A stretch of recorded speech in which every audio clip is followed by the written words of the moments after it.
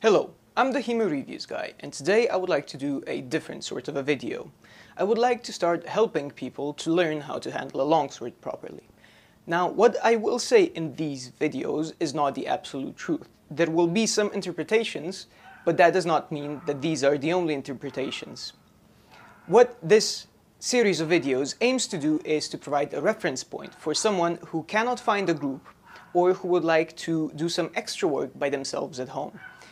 And with that, I will start with the most basic of basics, how to hold a longsword.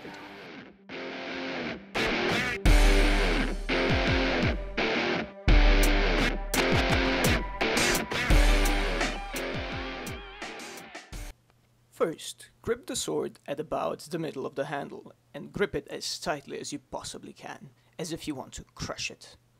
Then, put your second hand just below your first one.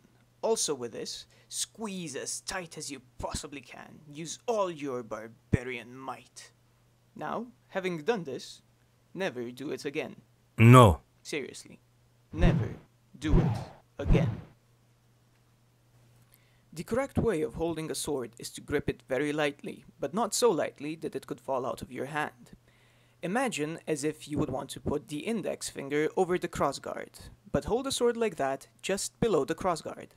The important thing is to keep the wrist straight, so that any force that might come from defending or attacking does not get stuck in the wrist, but rather travels down the whole arm. Also important is that the heel of the hand can push the sword forward, thus giving it adequate momentum and support that it needs.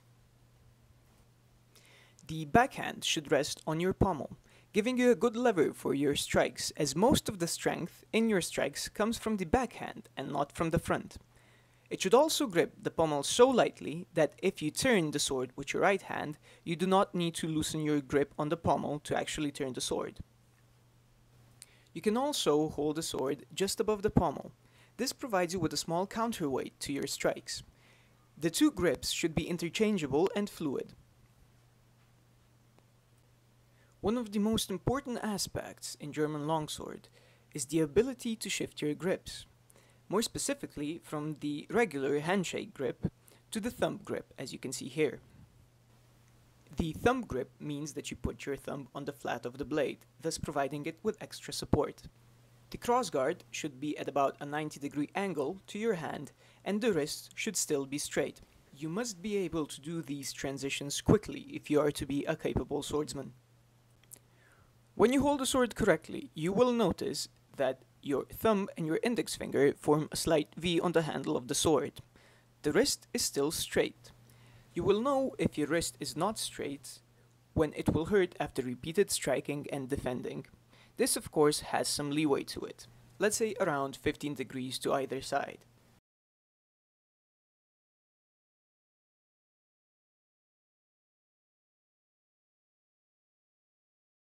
When you switch to the thumb grip, your wrist must still be straight, with a crossguard at about a 90-degree angle to your arm.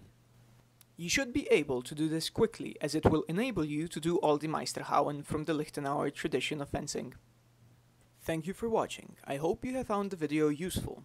I plan on making many more to come, systematically going towards more and more complicated techniques. If you've enjoyed the video, of course subscribe. And until next time, train hard and prosper.